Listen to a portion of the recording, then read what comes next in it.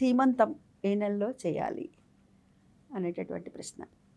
సీమంతం అనేటటువంటిది అమ్మాయి అంటే పూర్వం అయితే గనక 3 నెలల్లో పూర్తయితే గానీ అప్పటి వరకు గూడా అసలు ఎవరికీ చెప్పేవారు కాదు. అంటే 3 నెలలు ఇంకా దగ్గరలో మూడో నెల గూడా నిండుతుంది. అమ్మాయి నాలుగో నెలలోకి ప్రవేశిస్తుంది అనుకున్న తరుణంలోనే ఎవరికైనా చెప్పేవారు. అయితే ఇప్పుడు నేటి కాలమాన పరిస్థితులను బట్టి మనకి సైన్స్ డెవలప్ అయింది.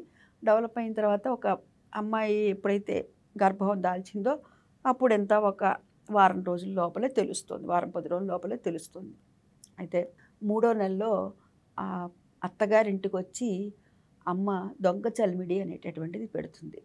అంటే ఒక తెల్ల చీరకి ఏదైనా సరే గ్రీన్ ప్రింట్ లాంటివి ఉండేటటువంటివి చూసుకొని తీసుకొని వచ్చి పసుపు, కుంకుమ అదేవిధంగా చలిమిడి అవి ఆ దొంగ చలిమిడి అని ఎందుకన్నారంటే ఈ చలిమిడి మూడో నెలలో పెడితే తల్లి అత్తగారింటికొచ్చి పెట్టినప్పుడు ఎవరూ చూడకూడదు. అక్కడ తల్లి, అత్తగారు తప్ప మహా అయితే ఆడపడుచు ఉంటే ఆడపడుచు. అంతే తప్ప ఇంకెవరు అందరూ కలిపి చూడకూడదు అని చెప్తారు.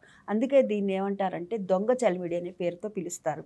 ఇది పెట్టడంలో ఉన్నటువంటి ఆంతర్యం ఏమిటంటే ఈ అమ్మాయి మూడో నెల దాటిన తర్వాత ఎవరికైనా సరే బంధుమిత్రుల ఇళ్ళకి ఎక్కడికైనా సరే శుభకార్యాలకు వెళ్తే గనక ఆ అమ్మాయికి బొట్టు పెట్టి ఒక జాకెట్ ముక్కో, చీర జాకెట్ పసుంకో ఏమన్నా పెట్టినా గానీ తప్పుండదు అని చెప్పి ఆ అమ్మాయి కడుపు చలవ కోసమని అమ్మ చేత పెట్టించేటటువంటిది ఈ దొంగ చలిమిడి అనేటటువంటిది పెడతారు.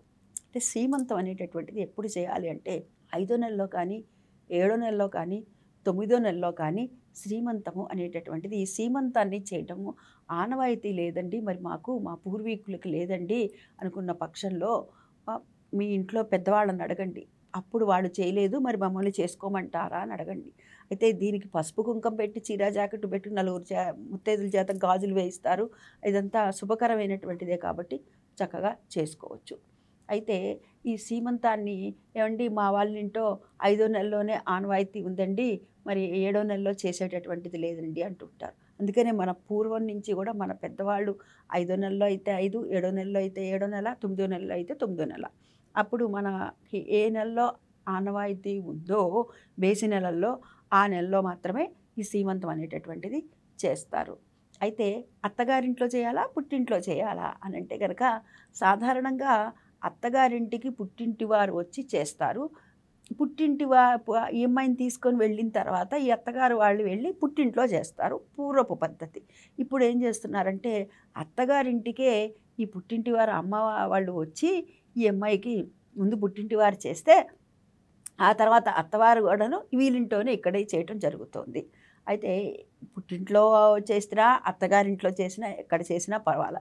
దాని గురించి మనం పడవలసిన పని లేదు. గొడవలు పడవలసినటువంటి పని అంతకంటే లేదు.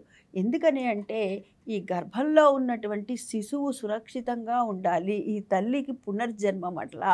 అందుకని చెప్పి తల్లి, బిడ్డ క్షేమంగా ఉండాలి అని చెప్పి 10 మంది ముత్తైదుల్ని పిలిచి ఈ విధంగా గాజులు, పసుపు, కుంకుమ, పువ్వులు ఇత్యాదులన్నీ కూడాను ఇచ్చి తల్లి, అత్తగారు చలిమిడి పెట్టేటటువంటిది ఇది.